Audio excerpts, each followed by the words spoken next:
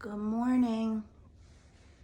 In the beginning of the week, I always feel, let's get her done. Let's come up with something that makes a difference for the week. Let's, shift something.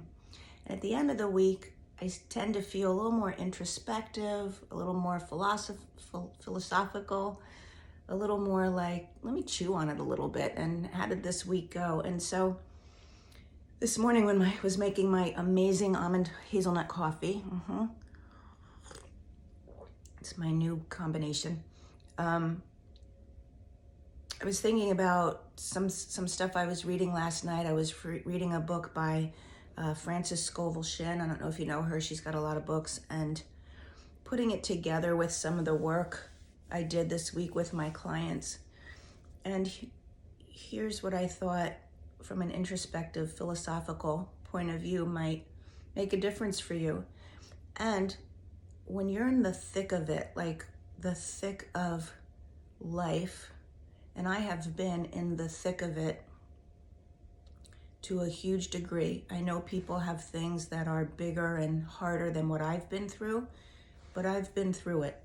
And sometimes it's hard to hear these kinds of conversations because you just want some relief and you just are so in it. But take a step back from that and see if you hear something in this.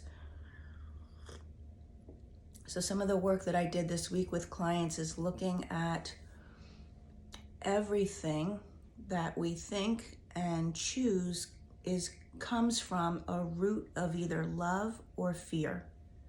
Love or fear are always the two places where either one or the other. You cannot be in both at the same time. It's not possible.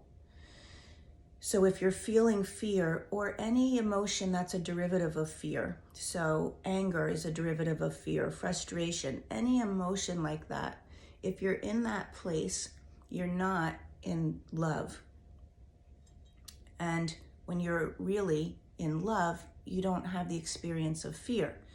So that was some of the work we were doing, and how do you do that? So the book last night that I was reading, she references the Bible a lot. I am not that familiar with the Bible, but I so appreciate her and some other people. I was listening to a podcast by Eckhart Tolle, and when they take excerpts and interpret in a way that I really get, I really appreciate that. So she was interpreting, there's a passage, I think, where Jesus healed a blind man. So the man says, all I know is I was blind and now I see. That's all I know. And then she went on to say, we are all blind. We are all blind to the truth of us. We are all blind to, or what makes us blind are the things that we believe about ourselves, the things that we're not good enough, the things that tell us we're not lovable, the things that tell us life is hard and difficult. Those things blind us to the truth. And the truth is that we are all love. We are all worthy. We are all capable and resilient, but we get blinded to it.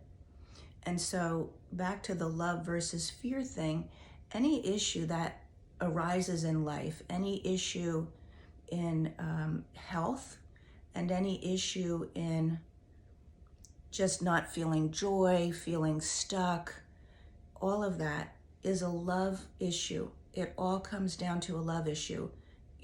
A relationship issue, let me say that, a relationship issue with love, with yourself, with God, with other people. Somewhere you're out of relationship in the experience of love with yourself, with God, or with other people.